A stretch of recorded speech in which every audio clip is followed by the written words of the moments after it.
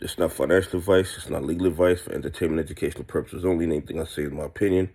Please don't make any financial decision based on anything I say in these videos. That being said, hit the like button, subscribe button, all that YouTube algorithm stuff, so you get the videos. I put them out. See them things, see them analyzing that data. Listen, and I'm not telling you what to do. I'm just telling you what I think is the best thing to do. But that's not what you should do. You should do your own DD and then make a determination of what's best for you, what's best for your family, what's best for your money. I'm going to tell you something. I was doing a little DD. Of course, they say we don't do DD. But I wanted to know, because I wasn't aware of what happens, so I did a little research. I wanted to know what happens with what you have in your safety deposit box when a bank goes under, when a bank goes bankrupt, when a bank fails. What happens to what's inside your box? Okay? And according to everything that I've read, according to the research or the DD they say we don't do, anything that's in your safety deposit box, you will be allowed access to. The bank does not have control over that.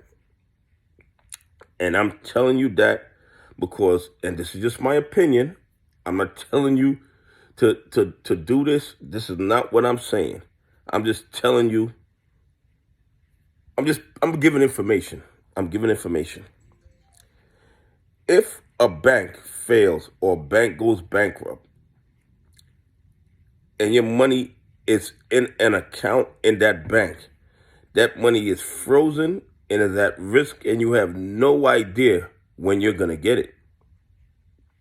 But if you had the cash inside a safety deposit box in that bank, you would be able to go get your assets, and the banks would have no control over it. They would not be able to disappear it. You wouldn't have to deal with the FDIC. You wouldn't have to deal with any of these government organizations that we know does not protect retail investors. So maybe it might be a good idea, and I'm not telling you to do this. I'm just telling you, I'm just providing information. Maybe it might be a good idea to put just enough money in your account to pay your bills and things like that, and leave the rest in a safety deposit box.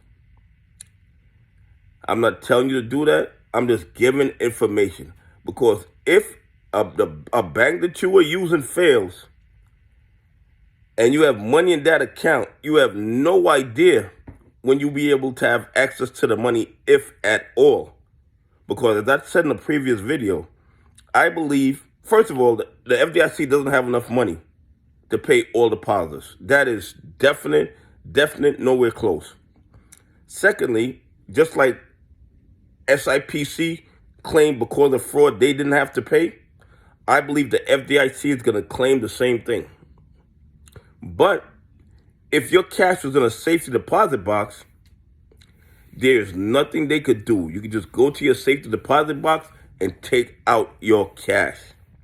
They would not have access to it. They could not freeze it. And the FDIC, you wouldn't have to deal with the FDIC to get it. Anyway, please leave some comments. Tell me what you think. Do you think your money would be safer in a bank account or in a safety deposit box in a bank? Anyway, have a great day. God bless. And I appreciate y'all on this journey with me.